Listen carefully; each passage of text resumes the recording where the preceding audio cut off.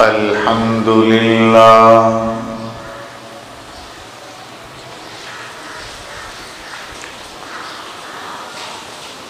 अल्हम्दुलिल्लाहि वकफ़ा वसलामुन अला इबादिहिल्लज़ीना इस्तफ़ा।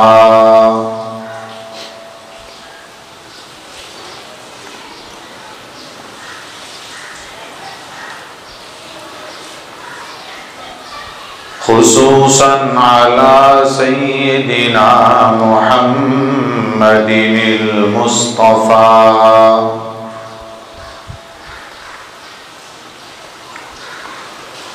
व अला आलिहि व अस्हाबिहि नुजूमिल हुदा व क़ादतित तुक़ा।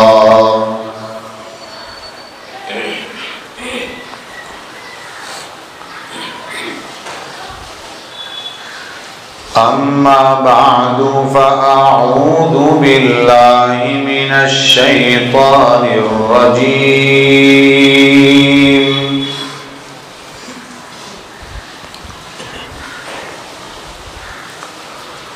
बिस्मिल्लाहिर रहमानिर रहीम।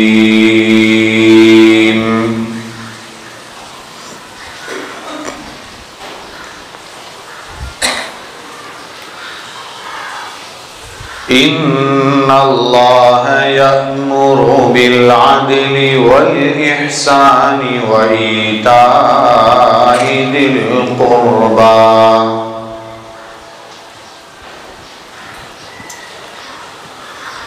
व यन्हा अनिल फहशाइ वल मुनकरि वल बग़ि याइदुकुम लअल्लकुम तदक्करून।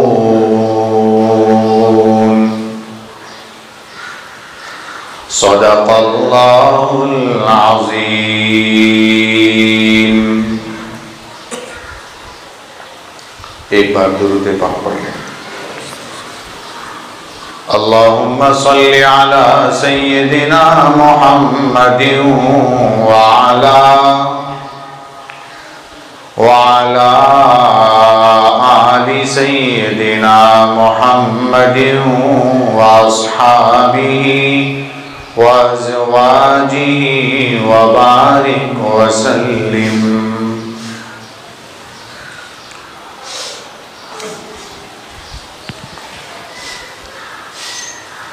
बुजुर्गों और भाइयों,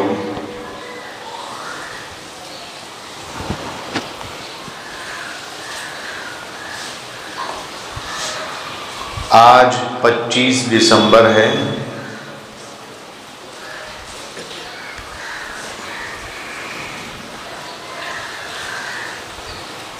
इस्लामी तारीख 9 जुमादल ऊला है।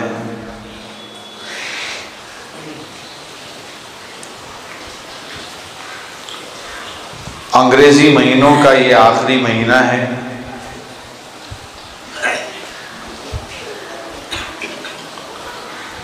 यहाँ से लेकर यानी आज के दिन, पिछली जो रात गई वहाँ से लेकर 1 जनवरी तक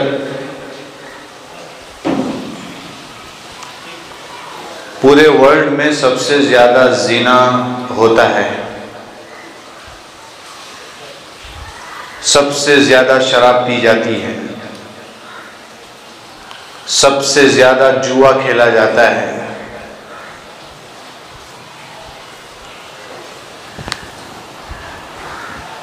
जश्न विलादत ईसा, हज़रत ईसा अलैहिस्सलातु वस्सलाम की पैदाइश के नाम पर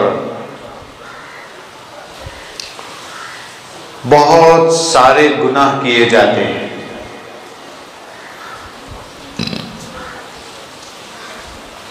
आज के दिन को इन लोगों ने नाम दिया है क्रिसमस डे।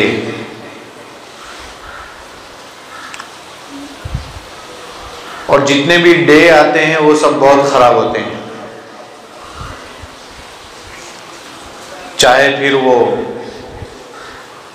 मदर डे हो, फादर डे हो, वैलेंटाइन डे हो, क्रिसमस डे हो, ये सब डे ने लोगों का बिगाड़ कर दिया है।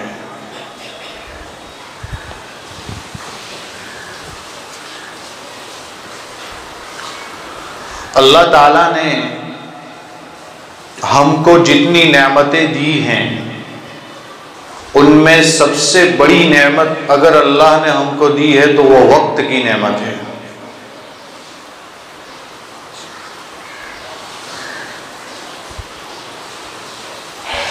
वक्त इतनी बड़ी नेमत है कि कुरान करीम में उसकी कसम खाई गई है।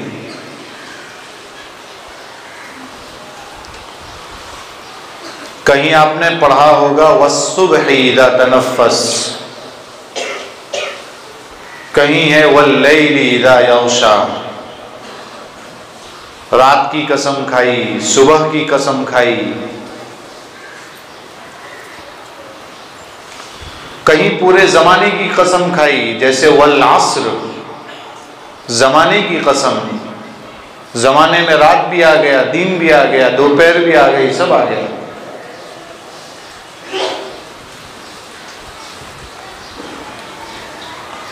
वक्त ऐसी चीज है मेरे भाइयों, रुकती नहीं है।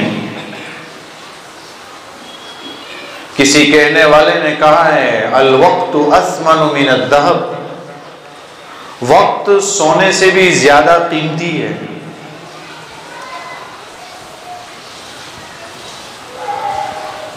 और किसी बुजुर्ग के मलफूजात में है कि वक्त की कदर मुझे बर्फ वाले से हुई।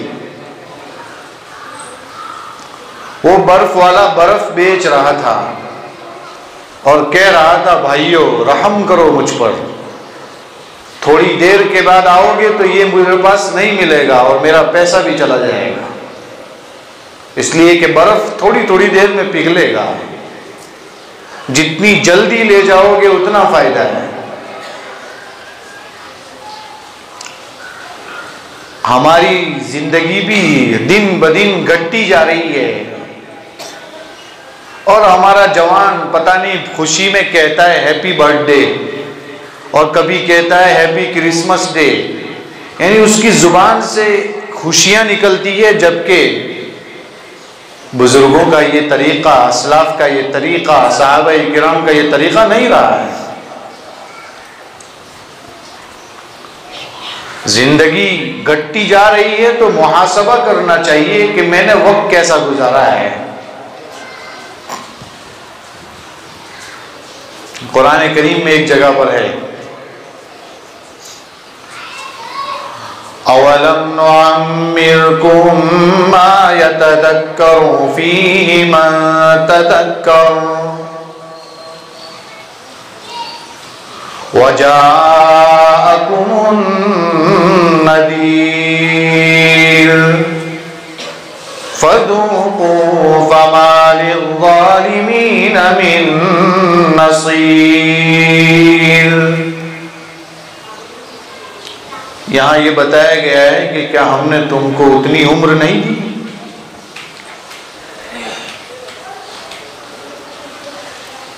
कहीं हदीस शरीफ में ये कहा है मिन हुस्नि इस्लामिल मर्इ तर्कुहु मा ला यानी।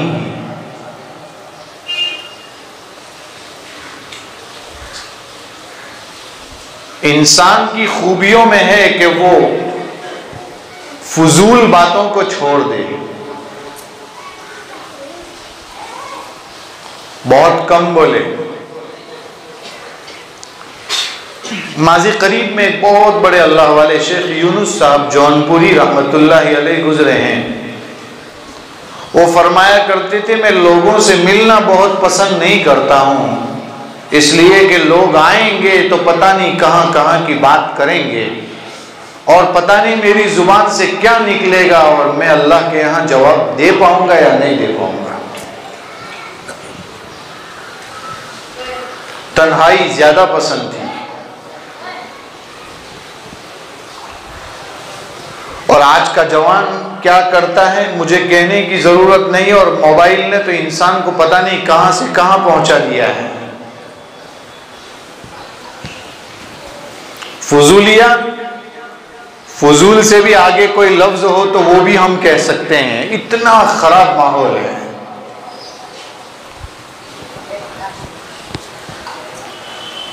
कितना खराब माहौल।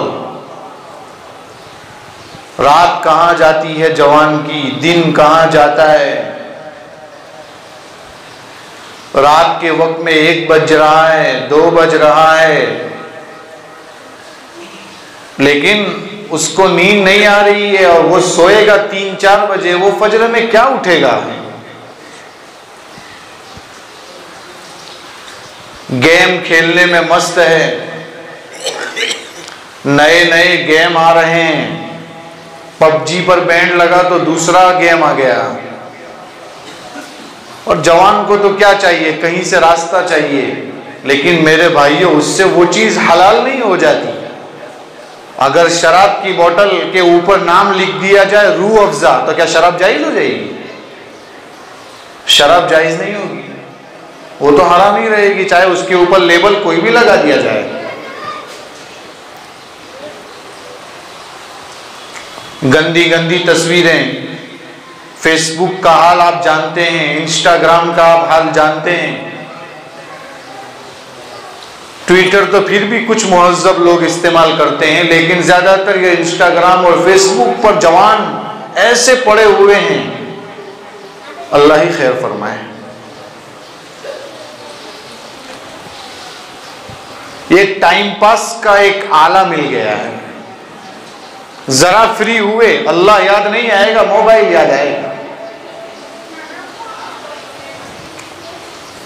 किसी जमाने में ये मोबाइल नहीं था तब भी लोग जीते थे, शायद किसी को पता है कि नहीं।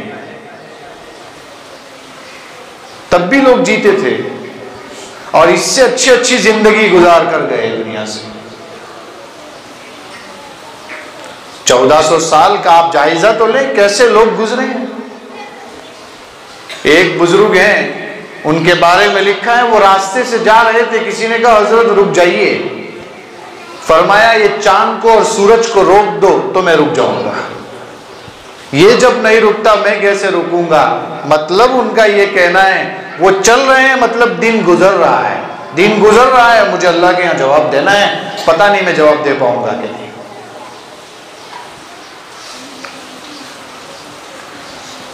एक हदीस में 5 चीजों से पहले गनीमत समझो। इग़्तनिम खमसन क़ब्ल खमसिन, 5 चीजों से पहले गनीमत समझो। उसमें 5 चीजों में एक चीज डबल आई है। एक बार तो ये कहा जिंदगी को मौत से पहले गनीमत समझो, तो एक बार फिर ये कहा जवानी को बुढ़ापे से पहले गनीमत समझो। जबकि जवानी और बुढ़ापा जिंदगी में आ ही गया है, तब भी उसको मुस्तकिल कहा है। बताना ये चाहते हैं वक्त बहुत बड़ी चीज है, वरना बुढ़ापा आएगा तो वो सजदा नहीं कर पाएगा जो अभी कर पाएगा। बुढ़ापा आएगा मस्जिद पता नहीं आ पाएगा कि नहीं। बुढ़ापा आएगा पता नहीं अल्लाह अल्लाह बोल पाएगा कि नहीं। बुढ़ापा आएगा पता नहीं इबादत कर पाएगा कि नहीं, पता नहीं है। उससे पहले जवानी अल्लाह ने दी है, उसकी कद्र कर ले, जो हो सकता है अल्लाह को मना ले, ताकि जवानी में अगर तूने कंप्लीट सब कुछ किया होगा, बुढ़ापे में अगर तू कोई चीज नहीं कर पाएगा, अल्लाह ताला तुझ पर रहम कर देगा। उसमें बीमारी का भी तस्किरा है। ताकत दी है अल्लाह ने, उस पर घमंड मत कर, फखर मत कर। सेहत दी है तो उसकी कद्र कर, और सेहत को अल्लाह और उसके रसूल के अहकाम को बजा लाने में इस्तेमाल कर। सेहत दी है तो जिम में जाता है, जिम जाना गलत नहीं है, जाना चाहिए, लेकिन जाने के बाद उसका गलत इस्तेमाल ठीक नहीं। अपने आप को ये बताना कि मैं सबसे बड़ा बॉडी बिल्डर हूं, उससे कोई फायदा नहीं होगा। सही काम तो ये है कि तेरी ये ताकत रातों को सजदों में लग जाए, ये काम कर।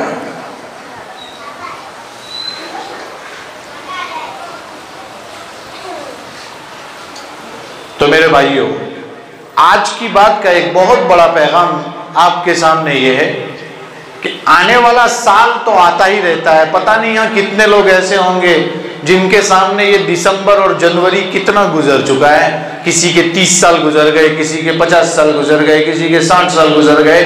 वो तो हर साल गुजरता है और जाता है। हम क्या सबक लेते हैं वो असल है। ना ये कि हम हैप्पी कहें, न फलाना कहें कि उसको मुबारकबाद दें। भाइयों, मुबारकबाद देने के बजाय अपना मुहासबा करें। मैंने इस साल में क्या पाया, क्या खोया। और ये तो फिर भी अंग्रेजी महीना है, शमसी महीना कहा जाता है इसको, कमरी महीना, जिस पर हमारे इस्लाम के बहुत सारे अहकाम मुतय्यन हैं। अगर इनमें से किसी को पूछेंगे तो शायद मुश्किल से 2-4 लोग ऐसे खड़े होकर बताएंगे मुझे 12 महीने याद है। और अभी या जनवरी फरवरी को हो तो शायद एक आध ऐसा होगा जो ये कहेगा मुझे ये याद नहीं है अंग्रेजी महीने। सभी को याद होंगे। ये कमी है मेरे भाइयों। हजरत थानवी रहमतुल्लाह अलैह ने लिखा है कि इस्लामी तारीख को महफूज रखना भी फर्ज किफाया है। बयानुल कुरान में है। हमारा हाल क्या है? मोहल्ले में कितने लोगों को याद है? फर्ज किफाया तो आप समझते होंगे, जनाजे की नमाज फर्ज किफाया है। मतलब मोहल्ले का एक शख्स भी जनाजे की नमाज नहीं पढ़ेगा तो पूरा मोहल्ला गुनहगार होगा, और कम से कम 40 अफराद पढ़ लेंगे तो काम हो जाएगा। कुछ लोग पढ़ लेंगे तो काम हो जाएगा। यह भी फर्ज किफाया है। रमजान इस्लामी तारीख के एतबार से आता है, अंग्रेजी के हिसाब से नहीं आता कि मार्च में आएगा, मई में आएगा। रमजान एक मुस्तकिल महीना है, वो इस्लामी एतबार से आएगा। लेकिन हमको 2-4 महीने याद है, क्योंकि उसमें कुछ करना है इसलिए याद है। वो क्या, मुहर्रम इसलिए याद है कि उसमें दुख रोना है थोड़ा हुसैन की याद में, अस्तगफिरुल्लाह, वो इसलिए याद है। सफर की नहुसत लोगों के दिमागों में बैठी हुई है कि सफर के महीने में कुछ कर नहीं सकते, वो याद है। रबीउल अव्वल इसलिए याद है कि मीलादुन नबी मनाना है, इसलिए वो याद हो गया। उसके बाद नहीं याद है, उसके बाद रबीउल आखिर याद नहीं है, जुमादल ऊला पता नहीं है, जुमादल उखरा पता नहीं है, फिर रजब याद है, शब महराज आती है ना वहां पर, इसलिए वो याद है। वो है भी कि नहीं एक मसला है मुस्तकिल, लेकिन वो थोड़ा बहुत याद रहता है। उसके बाद बूढ़ों की जुबान में शुभ रात याद है, वो शब बरात है, तो वो शब शाबान की 15वीं रात आती है, वो याद है। मुसलमान समझता है ये 2-4 रातें दी है ना, उसमें घुस जाओ, कुछ कर लो, हो गया बस, बाकी पूरा साल पढ़ो कि ना पढ़ो कौन पूछता है हमें। रमजान आया, शव्वाल फिर भूल गए, जी कादा तो किसी को पता नहीं, और जिलहिज्जा थोड़ा बहुत लोगों को इसलिए याद है कि वहां बकरा ईद है। ये हालात है मेरे भाइयों। मैंने कुरान की एक आयत पढ़ी है आपके सामने, उसकी पूरी तफसील तो इस वक्त बयान नहीं कर सकता हूं। एक बयान का एक हिस्सा आपके सामने मैंने ये पेश किया है कि वक्त की कदर करो। पिछला आपने लॉकडाउन का जमाना देखा, कितने लोग आपके साथ थे, कितने अब नहीं हैं, कितने चले गए, कैसे कैसे गए, पिछले साल कितने थे, आज कितने नहीं हैं। मुहासबा करो। सबको जाना है कब्र में, सबको दुनिया से जाना है, तो मौत से पहले मौत की तैयारी कर लो। ये एक पहला पैगाम है। साल खत्म हो रहा है, उसका पैगाम ये है कि वक्त की कदर जानो और अपना मुहासबा करो और नई जिंदगी का आगाज करो।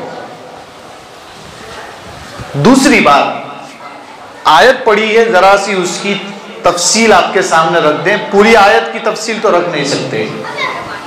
ये आयत जो मैंने खुतबे में पढ़ी थी, ये वो आयत है कि जिस आयत को खुतबे के आखिर में पढ़ा जाता है। इन्नल्लाह यअमुरु बिल अदलि वल इहसान, खुतबे के आखिर में पढ़ी जाती है। हजरत उमर बिन अब्दुल अजीज बहुत बड़े आदमी, बहुत बड़े अल्लाह वाले गुजरे हैं। खलीफा खामिस कहा गया उनको, 5वां खलीफा। ये हजरत उमर बिन अब्दुल अजीज रहमतुल्लाहि अलैह ने खुतबे के आखिर में इसको शामिल किया था, इस आयत को।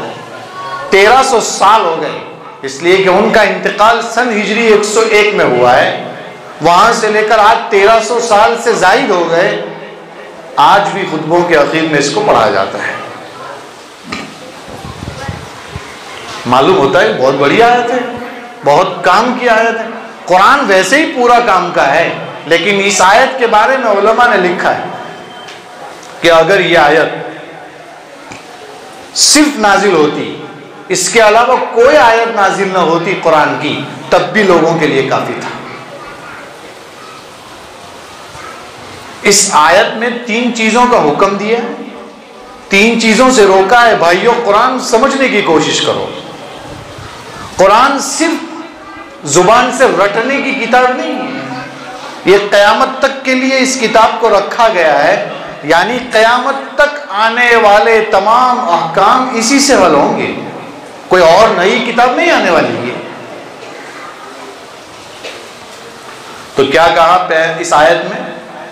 पहले तो ये कहा अदल का हुक्म दिया। मसला ये कि इस आयत को हमने क्या समझा है पता है? यह आयत जब खतीब पढ़ता है तो सोने वाला उठ जाता है झोंके से एकदम, क्या अब खुतबा पूरा हो गया। बस इतना ही मतलब हमने समझा है। बाज लोग उठा देते हैं इस आयत के बाद कि भाई खुतबा पूरा हो रहा है, यह आयत पढ़ी जा रही है इस वक्त। हमारे हजरत फरमाते हैं कि जो है अच्छा है कि लोग जुमा में सोते हैं और नींद की हालत में यह आयत जो है उनको उठा देती है। ये जो पूरी दुनिया में मुसलमान कौम सोई हुई है, अगर इस आयत के अहकाम पर अमल कर ले तो अल्लाह ताला एक बेदारी पैदा कर देगा। अभी भी उम्मत बेदार हो सकती है। पहला हुक्म इस आयत में यह दिया है, अल्लाह ताला अदल का हुक्म देता है, इंसाफ का। और दुनिया में जो कुछ कबाड़े होते हैं, फसादात होते हैं, जुल्म होता है, वो इंसाफ के ना होने की वजह से होता है। आयत करीमा का शान नुज़ूल भी था, लेकिन इस वक्त बताना मुश्किल है, बहुत कम वक्त होता है। ये इंसाफ का हुक्म दिया है, आप सोचिए कितना जबरदस्त है। घर में झगड़े होते हैं इंसाफ के ना होने की वजह से, मियां बीवी में झगड़ा होता है इंसाफ के ना होने की वजह से, और सास और बहू में झगड़ा होता है इंसाफ के ना होने की वजह से। और ये झगड़ा बहुत मशहूर है, सास बहू वाला। एक बहुत बड़ा शायर था, यूरोप का था, उसने कहा सबसे खुशनसीब औरत अगर कोई दुनिया में रही तो वो हजरत हव्वा रही। कहा क्यों? कहा इसलिए कि उसकी सास ही नहीं थी। सास और बहू का मसला ऐसा है कि जिसमें झगड़े होते ही रहते हैं, और घर के हालात ऐसे हैं मेरे भाइयों, आपको कैसे बताएं। आप जब मार्केट में जाओगे और लोगों से बात करोगे तो पता चलेगा घरों में कितने झगड़े, कितनी तलाक और कितने दूर दूर। इसमें क्या होता है, शौहर का बहुत बड़ा रोल होता है, लड़के का बहुत बड़ा रोल होता है। वो कभी माँ की तरफ खींचता है तब भी मसला है, कभी बीवी की तरफ खींचता है तब भी मसला है। काश के वो लड़का इंसाफ करे, कसूर अगर औरत का है तो उसको भी डांटे, माँ का है तो माँ को भी तन्हाई में समझाए क्या आपकी ये गलती। कभी बीवी की तरफ हो जाता है, कभी माँ की तरफ हो जाता है, झगड़े वहां खड़े होते हैं। ये सास बहू का झगड़ा बहुत मशहूर है। उर्दू में कहावत है कि औरत कहती है कि जब तक मैं बहू थी तो मुझे सास सही नहीं मिली, और जब मैं सास बनी तो बहू सही नहीं मिली। ये उर्दू में कहावत है। हालात ही कुछ ऐसे हैं। एक छोटा सा वाकया इंसाफ पर बताता हूं और अपनी बात खत्म करता हूं, वक्त चूंकि मुझे इजाजत नहीं देता। हजरत उमर रज़ी अल्लाह ताला अन्हु का नाम सभी जानते होंगे। ये वो शख्सियत है जिसके बारे में कहा गया अगर मेरे बाद कोई नबी होता तो हजरत उमर होते। बहुत बड़े आदमी थे। उनका जमाना है, यानी सरकार का इंतकाल हो चुका है, हजरत अबू बकर का दौर भी जा चुका है। हजरत उमर रज़ी अल्लाह अन्हु का जमाना चल रहा है। एक लश्कर उन्होंने भेजा है फलस्तीन की तरफ, आजकल उसको पैलेस्टाइन बोलते हैं, वही मस्जिद अक्सा, वहां किले थे और उस एरिया को फतह करना था। हजरत उमर ने चंद लोगों को भेजा है।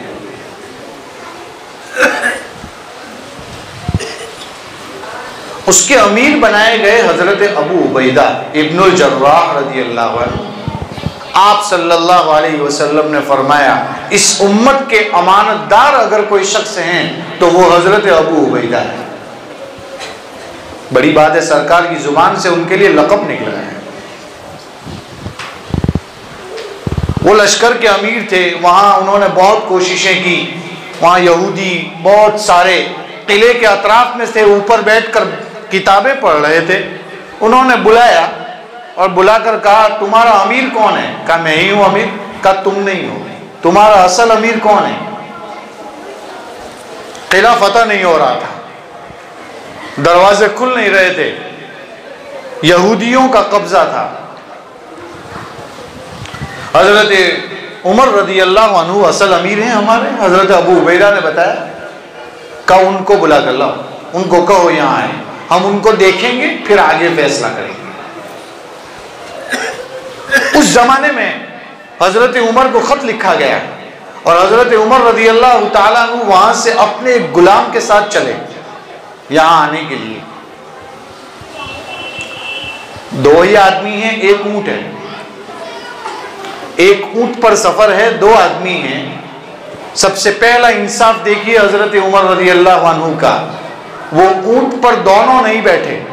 फरमाया ऊंट पर दोनों नहीं बैठेंगे, अगर बैठ जाएंगे इतना लंबा सफर, मदीने से सीरिया का बहुत लंबा सफर है, इतना लंबा सफर अगर हम ऊंट पर बैठेंगे तो बेचारा ये जानवर का क्या हाल होगा, इसलिए इस पर जुल्म नहीं कर सकते। ये सबसे पहला इंसाफ है। देखिए आप, तो क्या फरमाया, गुलाम से कहा 5 मील, 5 मील, 1 मील तकरीबन 1.5-2 किलोमीटर का होता है। 5 मील आप चलोगे मैं बैठूंगा और 5 मील आप बैठेंगे मैं चलूंगा। कितनी बड़ी बात है, ये इंसाफ है। आजकल जो सेठ होते हैं उनके नौकर के साथ सेठ का क्या सुलूक होता है, गौर करने की चीज है। ये भी एक तरह से सेठ है हजरत उमर और उनका गुलाम है वो। लेकिन आप देखिए, ये नहीं कहा, आज का सेठ होता तो शायद यूं कहता, पूरे रास्ते तुझे चलना है मैं बैठूंगा। हजरत उमर ने फरमाया मैं भी बैठूंगा, तुम भी बैठोगे, कुछ वक्त आप चलोगे, कुछ वक्त मैं चलूंगा, खत्म। ताकत दोनों की एक ही है, हम दोनों एक ही तरह के हैं। चलते गए चलते गए चलते गए, लंबा सफर पूरा होने का वक्त आया।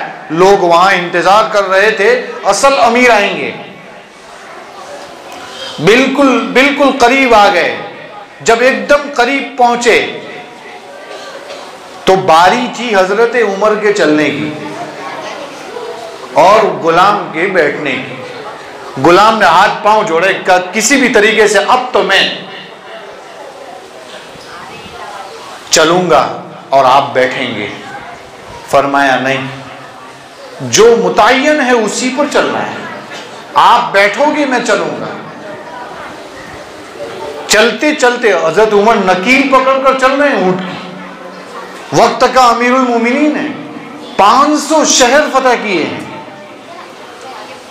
कह देना आसान है, हमारे यहाँ के एक छोटे से इलाके का अगर एक बड़ा आदमी होता है ना तो उसको 4 गाड़ियां आगे पीछे लेकर चलती है। और यहां हाल देखिए आप, वक्त के अमीरुल मोमिनीन है। फरमाया मेरी बारी है, आप बैठेंगे मैं चलूंगा। नकील पकड़कर चलते चलते किले के पास पहुंच गए। किले में ऊपर यहूदी बैठे हुए थे, वो इंतजार कर रहे थे। कहा कि अबू उबैदा ने कहा आ गए हमारे अमीर। तो उन्होंने ऊपर से पूछा अमीर तुम्हारा कौन है, नीचे चल रहा है वो या ऊपर बैठा है वो? में झगड़े हो गए, सास बहू में झगड़े हो गए, और पता नहीं जहां जहां झगड़े होते हैं वो सिर्फ और सिर्फ इंसाफ के ना होने की वजह से होते हैं। मेरे भाइयों, दरखास्त करता हूं, कुरान की इस पूरी आयत की तफसीर तो मुश्किल से कर सकूंगा, लेकिन ये पहला हुक्म जो बताया है इंसाफ का, उम्मीद है कि आप हजरात इस बात पर अमल करेंगे। दो पैगाम आपके सामने पेश किए। एक पैगाम आपके सामने ये दिया, वक्त की कदर कीजिए। साल आते हैं जाते हैं, हम क्या करते हैं? पिछले साल भी अगर 2 ही वक्त की नमाज पढ़ते थे, क्या अब भी हम 2 ही वक्त की नमाज पढ़ेंगे कि बढ़ाएंगे? 3 पढ़ेंगे, 4 पढ़ेंगे, 5 पढ़ेंगे? पिछले साल भी गुनाह करते थे, क्या इस साल गुनाह में कमी आएगी कि नहीं आएगी? ये मुहासबा करने की जरूरत है। साल खत्म तो होते हैं, यहाँ खुशियां मनाने से काम नहीं चलेगा।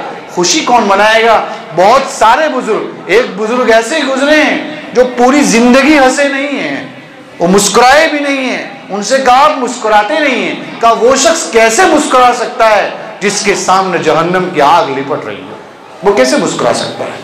और हम इस तरह बैठे हैं जैसे ऐसा लगता है जिब्राइल के बाद डायरेक्ट मेरा ही नंबर है ऊपर जन्नत में। इस तरीके से हम लोग आराम से बैठे हैं। नहीं मेरे भाइयों, दिन ब दिन इधर से उधर होते जा रहे हैं, हालात बदलते जा रहे हैं, वक्त आपके सामने है, रोजाना नए नए मामलात सामने आ रहे हैं। अपने आप को सुधारें, इंसाफ से काम लें, अपने घरों का माहौल बदलें और वक्त की कदर करें, नमाजों की पाबंदी करें, मस्जिदों में आना सीख जाएं, अल्लाह वालों से रब्त रखें, उलमा से ताल्लुक़ कायम करें, कुरान की तिलावत के शैदाई बन जाएं।